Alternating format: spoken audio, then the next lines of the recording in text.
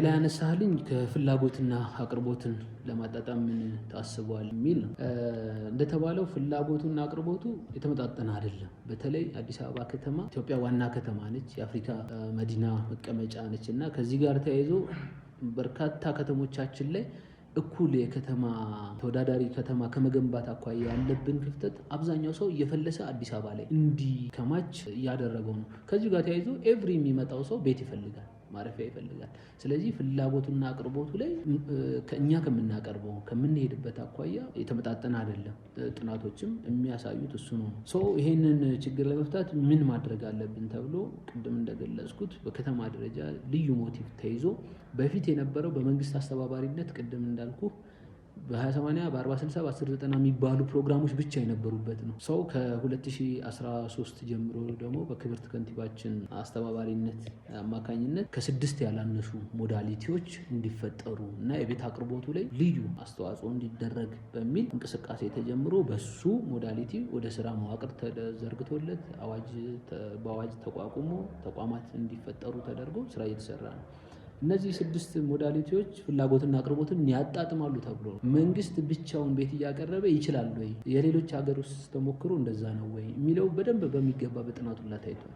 አይደለም አንደኛው ነባሩ ሞዳሊቲ አጠናክሮ ማስቀጠል ነው። ያ ማለት በ20/80 በ40/60 የሚባለው ሞዳሊቲ አጠናክረን እንቀጥላለን። ሁለተኛው በመንግስትና ግል አጋርነት ወይም ደግሞ ፒፒፒ የሚባል ፐብሊክ ፕራይቬት ፓርትነርሺፕ ባለሀብቱን ከመንግስት ጋር የጋራ ሆኖ የሚሰራበት፣ መንግስት መሬትና ከዚህ ከመሰረተ ልማት አቅርቦት ጋር ያቀርባል። ዘሬስት ቤቱን ገንብቶ የማስተላለፍ ደግሞ በየድርሻችን በሆኑ መሰረት ለባለሀብቱ ይሰጣል። በዚህም ወደ 30 የሚደርሱ አልሚዎች ጋር አሁን ከረንትሊ ተፈራርበን ወደ ስራ ተገብቷል።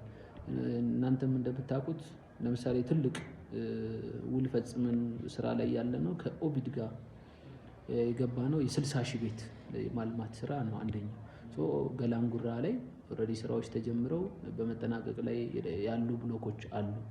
ይሄ አቅርቦቱን ያሰፋ ከሀያት ሪል ስቴት ጋር ከጊፍት በጣም በርካታ አልሚዎች ጋር ቅድም የገለጽኩት 30 አካባቢ አልሚዎች ጋር ተፈራርመን ከሴንትራል ከተማው ላይ ሁላ የሚገነቡ ቤቶችን ሞዳሊቲ አስፍተን እየሄድን ነው። ሶስተኛው በዚሁ ማለት ነው በፒፒፒ 120,000 አካባቢ ቤት ነው በውል አሁን ይዘን ወደ ስራ የገባ ነው።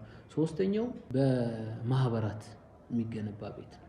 የማህበር ቤት ግንባታ ነው። ይሄ የመንግስት ሰራተኛውን የግል ሰራተኛውን ተደራጅቶ የሚመጣውን ኢቭን ቆጣቢዎቹን ሁላ ከዚህ በፊት እናንተም እንደምታውቁት 54 ማህበራት አቋቁመን ወደ ስራ የተገባ ነው። አሁን ደግሞ ሰሞኑን በንግድ ባንክ ጋር የሚያደረግነውንም ስምምነት አይታችሁ ከሆነ መንግስት ሰራተኛውን ተጠቃሚ ለማድረግ መምህራንን እንደዚህ የተባለ በማህበር ማለት በማህበር ተደራጅቶ ሰው ብድር ደግሞ አመቻችተን እኛ ባንኮች ጋር የገባንበት ነው። አራተኛው ጆይንት ቬንቸር የሚባል